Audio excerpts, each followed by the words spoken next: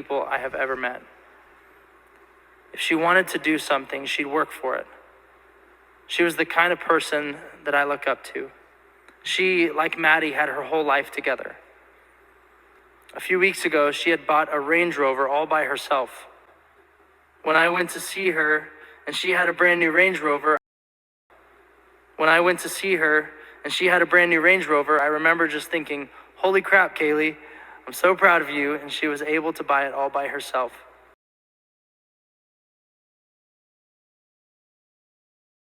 Yeah, for all of us. Was just home. She just left on Friday. She left on Friday morning to go to a Pi Phi party, and she had just bought a brand new Range Rover, and she contemplated all day long back and forth whether she should go home, and because she just really wanted to show it to Maddie, and some other friends and whatnot. And she's just like, Mom, I'm gonna go to the Pi Phi party, and Maddie's got to see my new ride. And I'm like, for sure. Like, I mean, it was nice. Right. It was really nice. She just bought it that day, all her own. And I talked to the girls on, she had a fun time on Friday night, both of the girls, and then both of the girls texted me on Saturday. Her car, yeah. It's so hard for me to look out, and it's out there every day, but it is so hard for me to look out there and see Kaylee's Range Rover, even though it was such a short time that she had it. And I say that, I'm like, it's so weird, but it was so Kaylee's car already. She had had a Subaru Legacy for years. Yeah. It was a newer one. And that, to me, you would think would, you see them around a lot. It's a pretty common car. That would, get me. But it's not. It's that dang Range Rover, man. And yeah, I'll just I'll go out there on the back porch and I just sit there and I'm just like, because it just is such a, it was just such a happy moment. Days before, hours, literally, 96 hours before this happened. You would never think when we're sitting there running around Spokane, looking at cars, that in 3 days, she bought that on the 10th. And not even 3 days, because obviously it was, the early morning hours of that Sunday. But 2 days later, she'd be gone. And Maddie. And 2 others. People I have ever met. If she wanted to do something, she'd work for it. She was the kind of person that I look up to. She, like Maddie, had her whole life together. A few weeks ago, she had bought a Range Rover all by herself. When I went to see her and she had a brand new Range Rover, I remember just thinking, holy crap, Kaylee, I'm so proud of you, and she was able to buy it all by herself. Even though she was a girl so driven and hardworking, she loved to have fun and to joke around. She would come up to a couple of us and be like, guys, you know how I'm like such a prankster and just love to prank people? And she would start laughing and we would laugh and get all excited to do a little prank on one of our friends.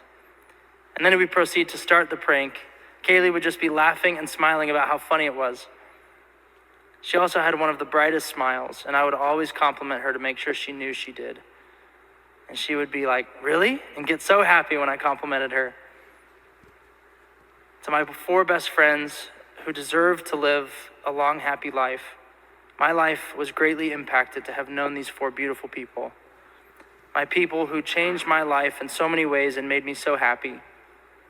I know it will be hard to not have the 4 of them in our lives, but I know Xana, Ethan, Maddie, and Kaylee would want us to live life and be happy, and they would want us to celebrate their lives. To the people I will always love forever, and to the people I will remember and miss so much, to Xana, Ethan, Maddie, and Kaylee.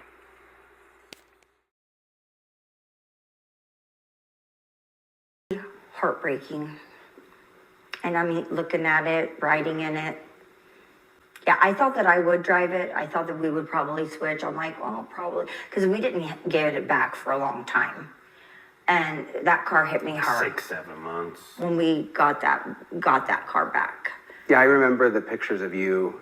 There were some pictures of you when you went and got it. And it was like, They pulled a chip out of it. It was a little bit more complicated to get it all working and running again. It was definitely...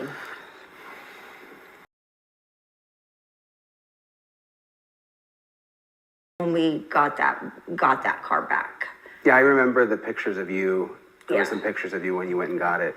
And it was like, wouldn't, you know, They pulled a chip out of it. It took them, it was a little bit more complicated to get it all working and running again. it was definitely,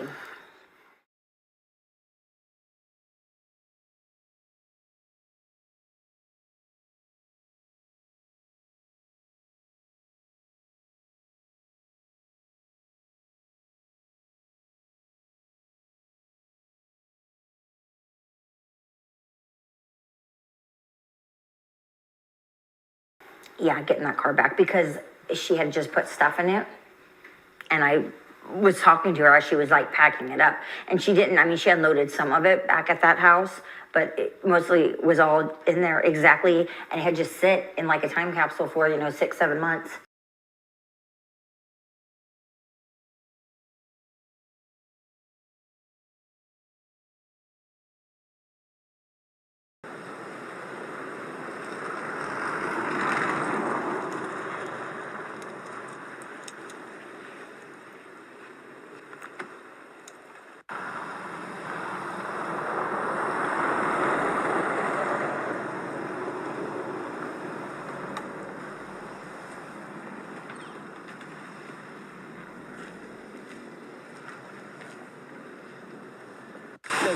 Yeah, because it's become one with the glasses. Yeah. It's pretty bad. Defrost gets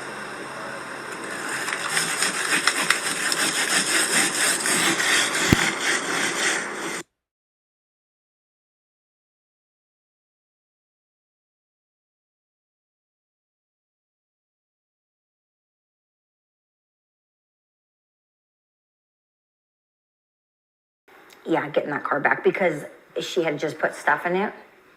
And I was talking to her as she was like packing it up. And she didn't, I mean, she unloaded some of it back at that house, but it mostly was all in there exactly. And it had just sit in like a time capsule for, 6-7 months, that this all happened. And like her purse was in the back She backed seat. up to that door right there and just put a bunch of stuff in the back. So And, it was still there because I think Murphy's crate she had was in there. class on Monday and that was it. And Was her she was going final? to take some finals on Monday and she was going to be back on Tuesday. Yeah, I believe so. So she's just gonna throw some of that stuff from her room into her car, come back.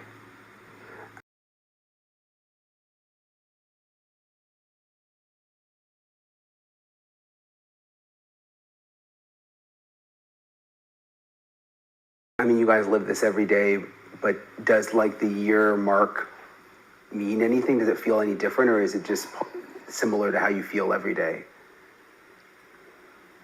It has symbolism because it's a close of a chapter and it means a full year. It does. Every holiday has been. She's and been then gone. She's missed everybody's birthday. We've missed hers. We've missed every holiday. Her sisters don't want to be as old as her. No, that's something that is really hard. That Autumn said, "What am I going to do when I'm older than my older sister?" And I was like, "What do you mean?" And then I thought about it, and I was like, "Oh." And I told Olivia, who obviously is older, so that will never happen, to Olivia, and she was like, "Yeah, I could see that, being something for Autumn." And, you just don't understand, it's hard to get in everybody's head, and how everybody is dealing with this, as much as, we still have young kids at home, Autumn and Aubrey, they're still young adults, and you can't just drag them into a counseling or therapy when they're like, no, and no matter how bad you think they need it or not, I mean, you can't. When they're like, I'm not going. So I think we just kind of have been trying to deal with things on our own. And like I said, I don't know if we're doing good or bad, really. I mean, I'm not to say that all we do is sit around and cry. I mean, people ask me, and sometimes, and I said, well, here's the thing. I mean, if I could lay down and die, I probably would, but you can't. I mean, you physically, mentally, emotionally, you can't. I probably would have tried. You've got to get up, no matter how you think. I'm never getting out of this bed, ever. I'm not taking a shower. I'm going to stop eating. You've got to. And I don't know if it's because of the other kids and the grandkids, my own will to live, my own husband. But we're human, and as a human, your instinct is to live. And that's how you got to do. I mean, whether, how painful it is, or, you just try to put on the happy face and be happy and not make people cry, because you don't want to be the Debbie Downer in the room either. Everybody knows wherever you go. Oh, look who just, oh. Is that weird? Yeah, you're like the dark cloud. But I wear something like this, Yeah. I mean, I can't expect people to not know who I am. We do interviews, we've gone publicly, so I don't want to be like, oh my, I would never tell somebody to go away or leave me alone. Or my kids have been like, Mom, that's weird. Like, I would be like, I would never do that to somebody, come up to them in public. And I'm like, it doesn't bother me. I mean, I'm not like, everybody me, or anything like that. But I if you recognize me out in public and you come up to me and say, hey, as a mother, I don't, it helps me. It makes me feel good. It does help. You work at a As weird as school. it sounds,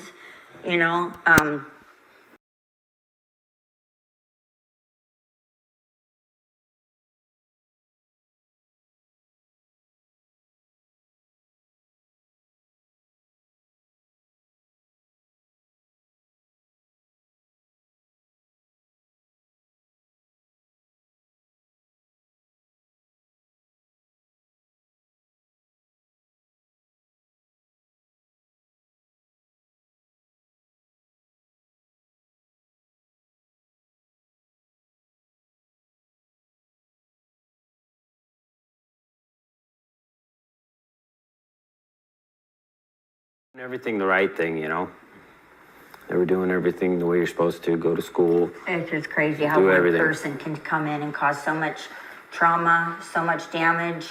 One and, miserable person You goes after all the people that are.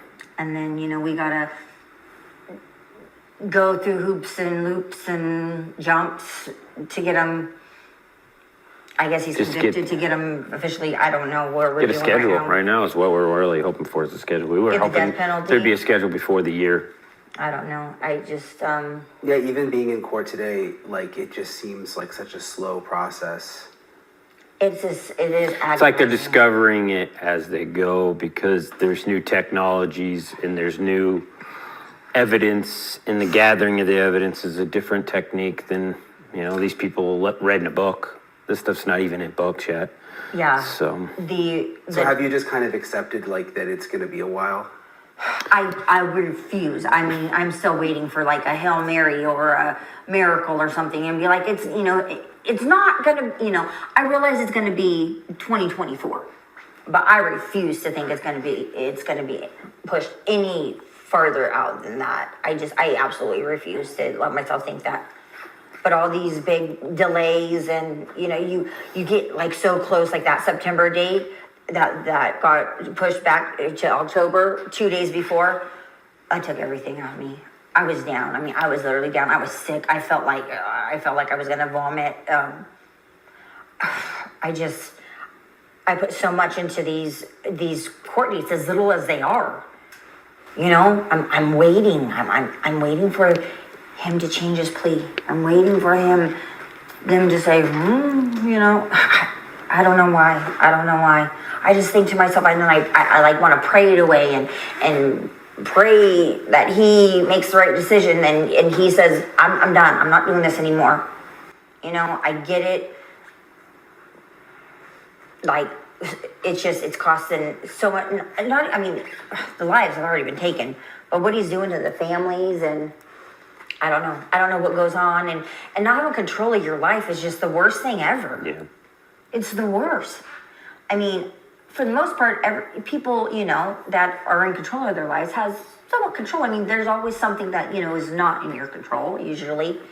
But I mean, as parents and adults, you know, we've always been fairly in control of our own lives. So you mean the court process feels very out of control? It's terrible. You got to stack up your vacation time because the speedy trial, we weren't sure. So, you know, I stacked up my close. vacation. We got close. We thought that there's got to be a little bit of a chance. I didn't think there was, but she was hoping for it. I was hoping. I was like, no, no, no. I think we're gonna. I mean, when they scheduled those dates, I was like, it's gonna happen. It's gonna happen. And Shannon's like, it ain't gonna happen. Well, I was just thinking today with everything they were talking about, how could they have ever done it?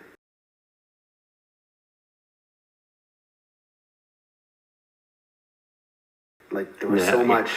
It would have been some would argue benefit could have been because those FBI agents in there working today is more evidence. And I get that. And I have a good friend, my cousin, family member, and he tells me, you know, he knows a lot about the legal system and whatnot. And he tells me, Christy, it's actually a good thing because it just gives them more time. They're not just going to sit there and do nothing. They're going to continue to investigate. Things are going to continue to fall in their laps. Tips are going to continue to come in. And I'm just like, I don't want to hear that. Like, I want to see this guy die. Like, I don't want him breathing any longer. Because they say, oh, he's living in hell already. No, he's not. Not the hell that I think of. The hell that I think of is literally terrifying, agonizing torture day in and day out. I don't care. Latah County Jail is not agonizing. That is not hell. No. What's it like? I wondered when I've seen you guys, like, what is it like being in the courtroom? Because I think everybody feels strange in there because it's such a small space. Yes, It's so small. it's not as big as the case. It's so puny. It's so small. It's hard to realize like something this big, and you're in this little goofy courtroom that seems like it's a prop, almost like a prop in a small movie or Yeah, something. like it's so one of those diagrams and they're looking from out above and you're flicking people off. And or yeah, something. like it's so one of those diagrams and they're looking from out above and you're flicking people off and driving a little car. Yeah. yeah. So It is, the worst part obviously is being in the same room with him and to sit here and look at this,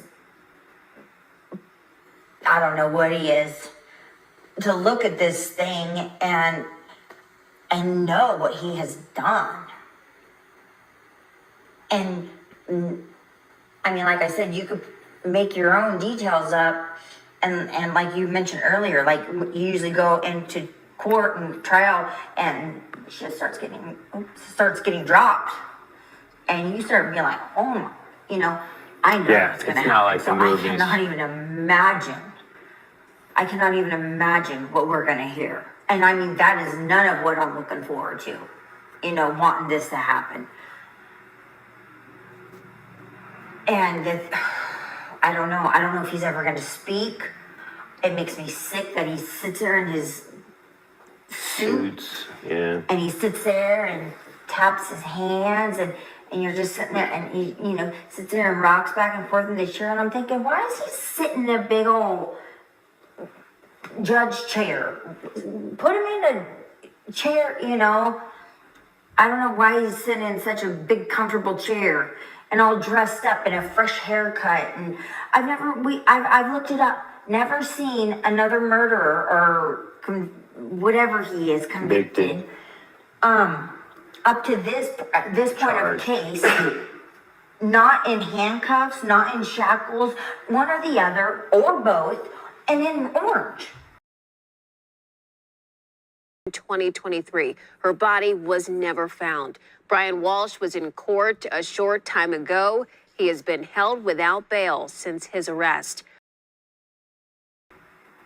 I don't understand why he's sitting there Pre-trial.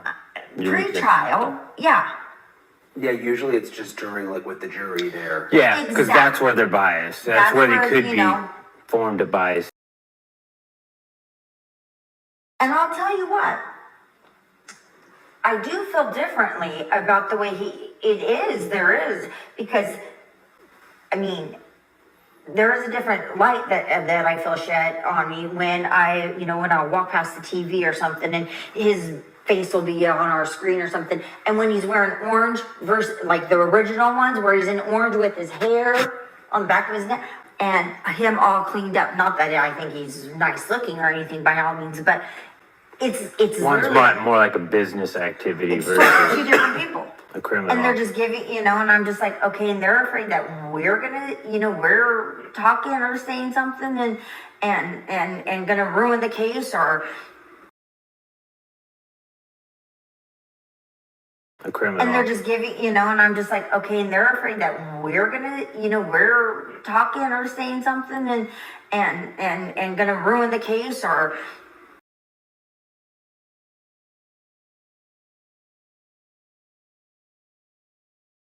But you guys are letting him Portray himself. portray himself like this upperclassman and not bring him in wearing shackles or at least a pair of shackles around his ankles, at least. Yeah, you don't want somebody accused of killing your daughter being getting preferential treatment just because the case has got more attention than I don't normal. understand why. I don't understand why.